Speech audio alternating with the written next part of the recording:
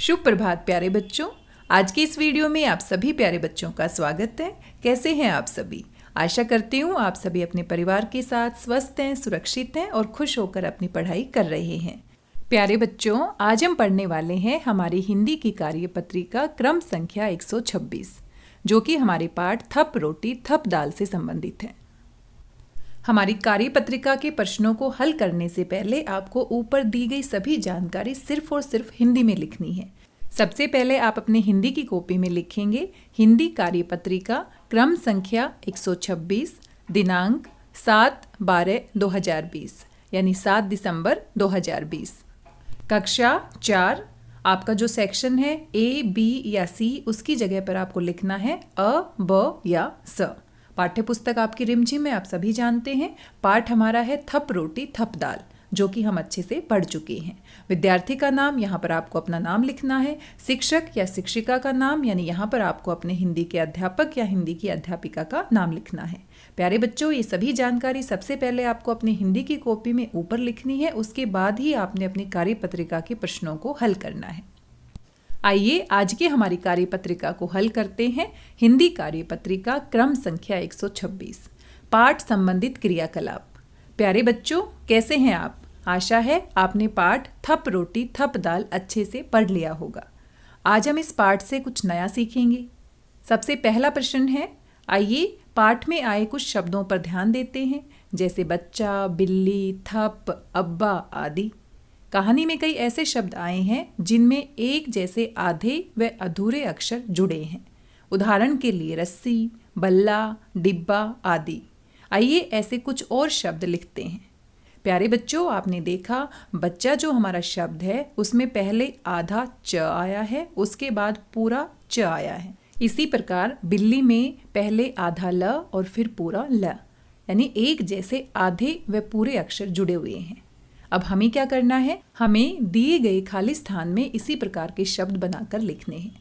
सबसे पहले आधा च और पूरा च आपके पास दिया गया है। इसकी सहायता से आपको एक शब्द बनाना है जो इसी का प्रयोग करके बनाया गया हो।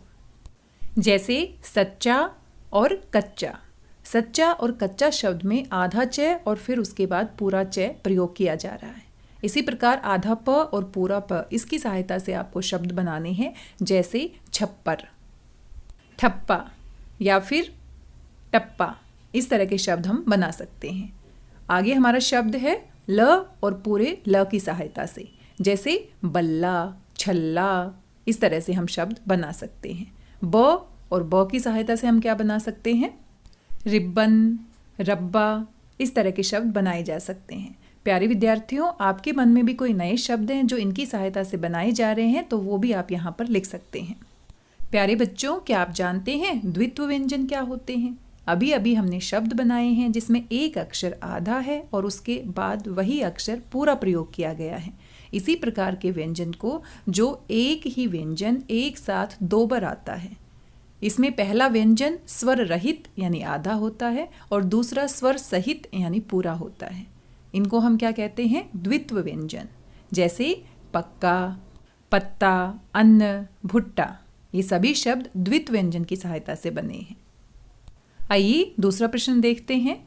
बच्चों, पाठ पढ़कर बहुत मजा आया। आइए पाठ के अनुसार रिक्त स्थानों को भरते हैं। खाली स्थान को आपने भरना है। पाठ को आपने अच्छे से पढ़ा, अच्छे से मजा लिया। अब देखते हैं आपने कितने अच्छे से पढ़ा है। क्या आप इन सवालों के जवाब दे पाते हैं?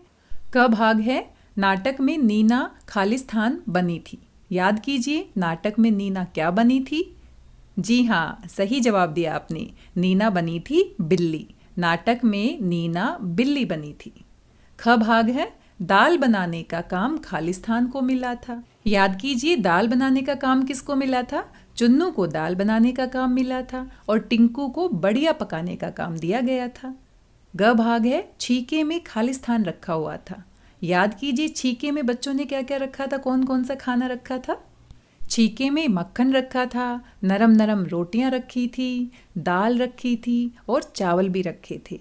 और ये सारी की सारी चीज़ें बिल्ली चुपके से आती है और चट कर जाती है। मक्खन चट कर जाती है, नरम नरम रोटियां खा जाती है और दाल और चावल भी सब चट कर जाती है।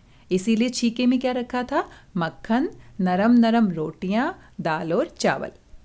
घ भाग है घर से खाने का सामान खालिस्तान लाया, यानी घर से खाने का सामान कौन लाया? याद कीजिए, मुन्नी। मुन्नी अपने घर से आटा, घी, दाल, दही, साग, चीनी, मक्खन सब कुछ लेकर आई थी। तो इसका उत्तर क्या होगा? घर से खाने का सामान मुन्नी लाई थी। प्यारे बच्चों, आइए जल्दी से हम अपने नाटक थप रोटी थप दाल का सार पढ़ लेते हैं, ताकि दोबारा से हमें अच्छे से अपनी कहानी याद आ जाए, ताकि इन सवालों को और अच्छे से आप समझ पाएं। थप रोटी थप दाल।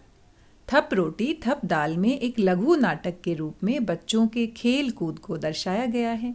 मुन्नी, नीना, सरला, तरला, चुन्नू व टिंकू इस नाटक के पात्र हैं। मुन्नी अपने घर से आटा, घी, दाल, दही, साग, चीनी, मक्खन आदि लेकर आई और उसने सभी बच्चों से रोटी का खेल खेलने के लिए कहा। बच्चों को ये सुझाव पसंद आया और वे सब रोटी का खेल खेलने के लिए खुशी खुशी राजी हो गए। चुन्नू को दाल व टिंकू को बढ़िया पकाने का काम दिया गया। दाल पकाने का काम किसको दिया गया? चुन्नू को। सरला ने दही का मट्ठा चलाने का काम चुना और तरला ने रोटी बनाने का। नीना ने शरारती बिल्ली बनकर सारा खाना चट करने की ठानी। तो बिल्ली बनने के बारे में किसने सोचा? नीना ने। सबने अपने अपने हिस्से का काम भली भांति किया, बस टिंकू की बढ़िया जल गई। सबने मिलकर खाना खाया। बचा हुआ खाना रखकर सब सो गए। आधी रात को बिल्ली बनी नीना म्याऊं म्याऊं करती हुई घर में घुस गई। उसने सबसे पहले मक्खन चट किया, फिर वह घी से चुपड़ी नरम नरम रोटियां, दाल और चावल सब गटक गई। खाना खाकर वह वहां से दबे पाव भाग गई। दबे पाव भागना यानी कि चुपके से चले जाना। नाटक के अगले दृश्य में जब बच्चे सुबह सोकर उठे तो उन्होंने सारा खाना गायब पाया। वे समझ गए कि बिल्ली रात को आकर सारा खाना चट कर गई है। अब सबने मिलकर चोर बिल्ली को खोजा और उसे पकड़कर मंच पर ले आए। मजे लेते हुए उसकी झूठ मूठ की पिटाई भी की गई। अंत में बच्चों ने बिल्ली से पूछा, बता अब हमारी दाल रोटी खाएगी? बिल्ली ने भी बड़ा मजेदार सा जवाब दिया, हाँ खाऊंगी 100 बार, जो सोओगे टांग पसार। ऐसा कहकर बिल्ली बच्चों से पीछा छुड़ाकर भाग जाती है और पर्दा गिर जाता है। नाटक यहीं पर खत्म हो जाता है।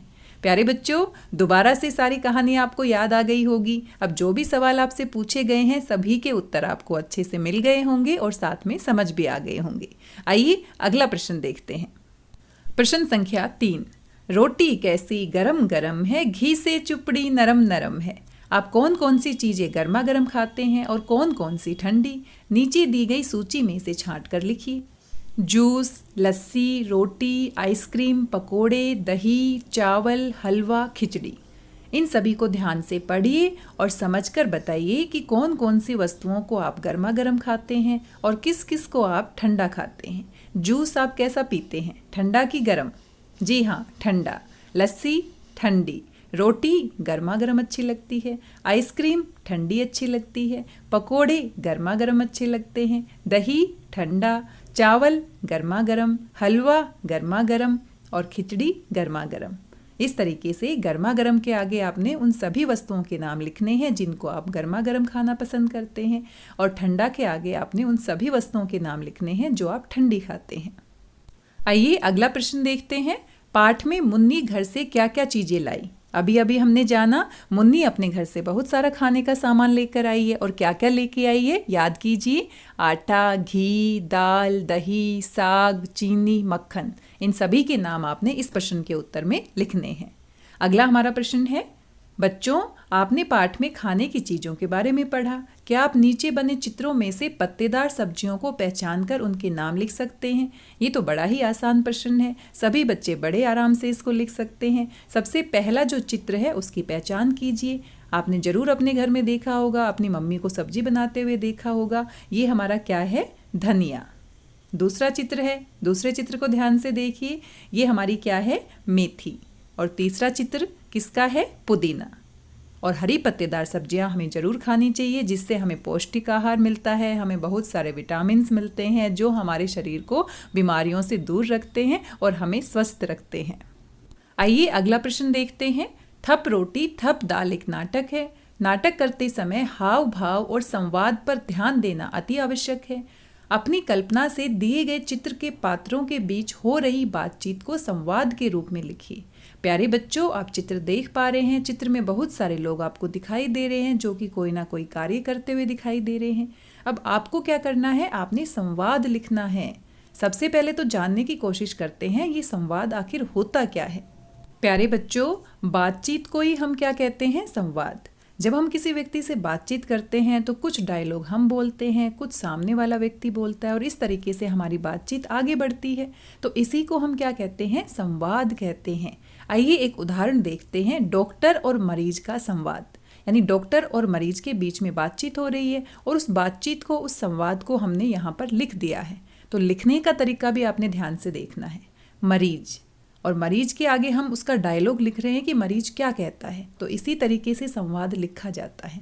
मरीज, और मरीज क्या बोलेगा, डॉक्टर साहब नमस्ते। डॉक्टर, अब डॉक्टर का डायलॉग है, डॉक्टर क्या बोल रहा है, नमस्ते, बताओ तुम्हें क्या कष्ट है। फिर मरीज की बारी आती है, अब वो फिर से बोल रहा है, मेरे दांतों में दर्द हो रहा है। डॉक्टर, कल क्या खाना खाया था। मरीज, दाल और चावल। डॉक्टर, अच्छा मुंह खोलो, हो सकता है तुम्हारे दांतों में कीड़ा लगा हो, तुम्हें कुछ दिनों तक इलाज के लिए आना होगा, दांतों की सफाई करानी होगी। मरीज, ठीक है डॉक्टर साहब, मैं आ जाया करूँगा। प्यारे बच्चों, ये जो लिखित रूप में आप देख रहे हैं, जिसको अभी अभी हमने पढ़ के देखा है, तो ये हमारा क्या है, संवाद, बातचीत। और इसको लिखने का एक तरीका होता है, जो व्यक्ति बोलता है उसका नाम हम आगे लिखते हैं और जो बात वो कहता है उसको हम इस तरीके से आगे लिखते हैं। अरे अरे रुकिए रुकिए, आपने ये संवाद अपनी हिंदी की कॉपी में नहीं लिखना। ये तो एक उदाहरण था आपको समझाने के लिए कि संवाद होता क्या है और उसको कैसे लिखते हैं। आपका सवाल तो दूसरा है, रुकिए रुकिए। आपको इस चित्र पर आधारित कोई संवाद लिखना है, अपनी कल्पना से, अपने मन से लिखना है। इस चित्र में आप देख पा रहे हैं कितने सारे व्यक्ति हैं, कोई ना कोई काम कर रहे हैं। अब आप किसी को भी लेकर अपना बातचीत का, संवाद का प्रारूप लिख सकते हैं, जैसे कि अभी अभी मैंने आपको दिखाया है। अब मान लीजिए मैं संवाद शुरू करती हूँ, पूरा तो मैं नहीं बताऊंगी क्योंकि ये आपको खुद से करना है ये प्रश्न। तो मान लीजिए एक व्यक्ति आप देख रहे हैं, बूढ़ा व्यक्ति दिखाई दे रहा है और वो चित्र में क्या कर रहा है, मछली पकड़ रहा है। तो मैं क्या लिख सकती हूँ, शुरुआत कैसे कर सकती हूँ, बूढ़ा व्यक्ति, और उसके आगे उसकी बात में लिख रही हूँ, बूढ़ा व्यक्ति, अरे लगता है बड़ी मछली फंस गई है। अब बूढ़े व्यक्ति की बात लड़की सुन लेती है और लड़की कहती है, क्या बड़ी मछली फंस गई है, रुको रुको मैं भी आती हूँ। और इस तरीके से आप अपनी बातचीत को आगे बढ़ा सकते हैं। ये तो मैंने ऐसे ही अपने मन से सोचकर बताया है आपको, लेकिन आपने अपने मन से सोचकर कुछ भी बातचीत जो आप अपने मन में सोच रहे हैं उसको इसी तरीके से लिखना है जिस तरीके से मरीज और डॉक्टर का संवाद लिखा गया है। मुझे पूरा विश्वास है कि आप बहुत मज़ेदार और बहुत ही अच्छा संवाद लिखने वाले हैं। अब मुझे तो इंतजार है कि आप कैसा संवाद लिखकर मेरे पास भेजेंगे। प्यारे बच्चों, ये कुल हमारे 6 प्रश्न थे जो आज की कार्यपत्रिका में दिए गए हैं। आपके अभिभावकों के लिए सुझाव है, यानी माता पिता के लिए भी सुझाव है।